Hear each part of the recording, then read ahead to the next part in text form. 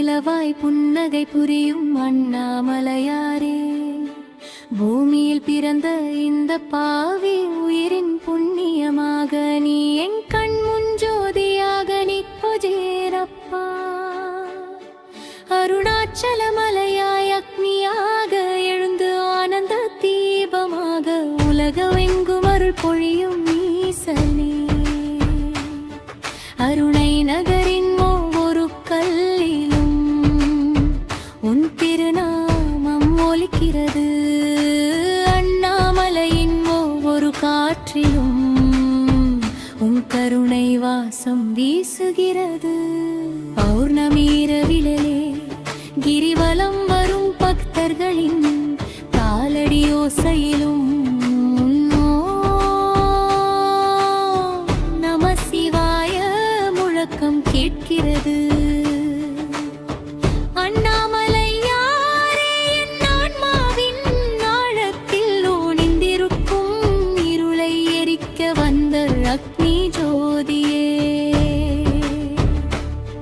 உன் திருமேனியில் பூசப்பட்ட திருநீற்றின் வெண்மையில் என் வாழ்க்கையின் துன்பங்கள் கரையட்டும்.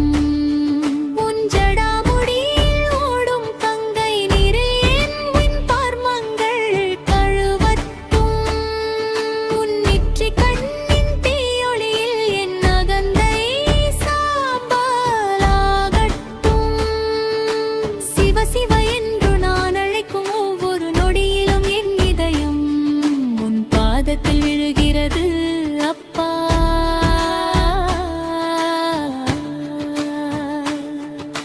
கோபுரத்தின் மணியோசை கேட்டாலே என் கண்கள் கண்ணீர் பெருகுகிறது. தீபாராதனையில் உன் திருமேனியில் ஒளிரும் போது என் வீரம் நிரம்புகிறது.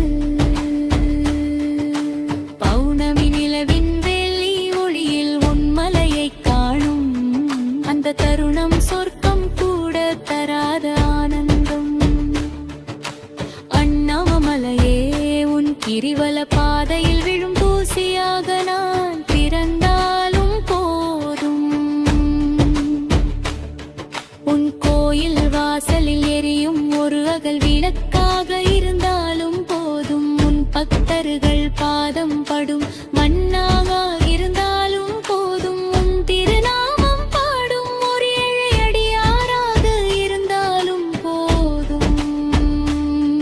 ஓ அருணாச்சலா, நீ இல்லாத வாழ்க்கை வெறும் பெருமை, உன் அருள் இல்லாத செல்வம் வெறும் சுமை, உன் நினைவு இல்லாத மூச்சு கூட உயிரல்ல அப்பா. பௌர்ணமி இரவிலே உன் மலை மீது ஏற்றப்படும் மகா தீபம் என் இதயத்திலே என்றும் எரியட்டும். கார்த்திகை தீபமாக உலகை ஒளியால் நிரப்பும் ஜோதியே, கண்களால் காண முடியாத பரம்பொருளே, கனவுகளிலும் வந்து என் நெஞ்சை ஆசீர்வதிக்கும் ஆனந்த சிவமே, நந்தி முன் நின்று உன்னை தரிசிக்கும் அந்த நொடி என் பிறவியின் பயன். சிவனே, நான் செய்த பாவங்கள் கடலை விட பெரிது, ஆனால் உன் கருணை அந்த கடலை விடவும் ஆழமானது. கண்டன்